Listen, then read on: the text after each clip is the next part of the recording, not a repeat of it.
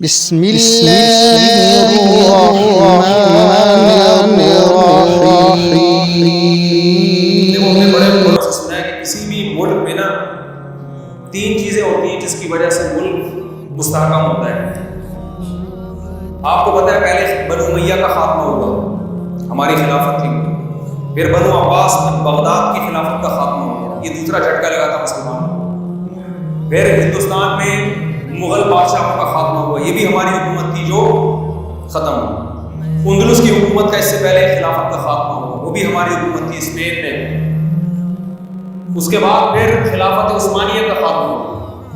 تو یہ ہم بہت سارے دھچکوں سے گزر چکے ہیں۔ ان تمام دھچکوں میں جو قدر مشترک تھی نا، تین چیزوں میں سے جب کوئی چیز کمزور ہوتی ہے تو وہ ملک بالآخر فنا ہونے کی طرف جاتا ہے۔ اسی لیے ریاست میں تین چیزیں ہونا ضروری ہے۔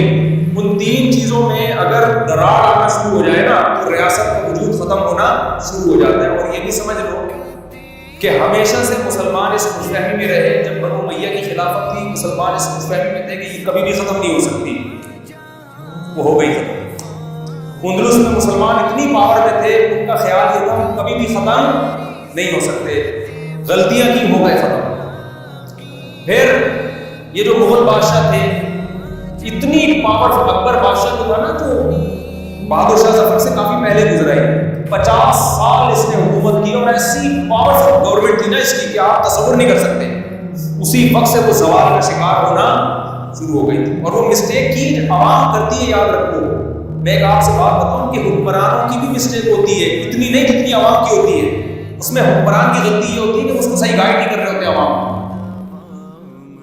اتنی پاورفل ہندوستان میں مسلمانوں کی 1000 سال کے قریب حکومت چلی ہے، جس میں بنگلہ دیش، پاکستان، برما اور انڈیا تو پورا ہی تھا، اس کے علاوہ بھی اڑوس پڑوس کے علاقوں میں بھی چودراہٹ ہماری تھی، سری لنکا میں، اور اس کے علاوہ جو قریب کے ممالک ہیں۔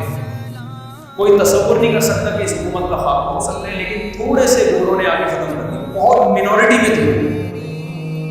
ایک کمپنی آئی تھی ایسٹ انڈیا کمپنی، سب کو پتہ ہے، منورٹی میں تھے، انہوں نے اتنی بڑی پاورفل طاقت کو ختم کر دی۔ کیوں؟ اس وقت بھی علماء آواز اٹھا رہے تھے کچھ غلطیاں ہو رہی ہیں، ان غلطیوں کی تلافی نہیں کی تو اس ریاست سے ہمیں ہاتھ دھونے پڑیں گے۔ لیکن اس میں بھی سمجھدار لوگ کم تھے، جذباتی لوگ مارکیٹ میں زیادہ، نعرے بازی، یہ سب چیزیں ہماری قوم کو بہت اچھی آتی ہیں، سنجیدگی سے سوچنے والے مارکیٹ میں شارٹ ہے۔ پھر خلافت عثمانیہ میں وہاں بھی یہی بڑی بڑی مسٹیکس ہو رہی تھی، مذہبی طبقے کی طرف سے بھی صحیح گائیڈنس نہیں تھی۔ مسئلہ سارا یہ تھا، جو خلیفہ تھا نا مسلمانوں کا، وہ کچھ اقدام کرنا چاہتا تھا تو مذہبی طبقہ بعض دفعہ رکاوٹ بن جاتا تھا اس کے ساتھ۔ اس پہ پوری پریزنٹیشن پیش کرنے کی ضرورت ہے، میں بہت ہی خلاصے کے طور پہ بتا رہا ہوں۔ وہ رکاوٹ کو اس کو خلاف شریعت سمجھنا شروع کر دیتا تھا۔ بہت کچھ ہوا ہے، تصور نہیں تھا کہ خلافت عثمانیہ ترکی کی ختم ہوگی، اس کی ایسے کی تیسے۔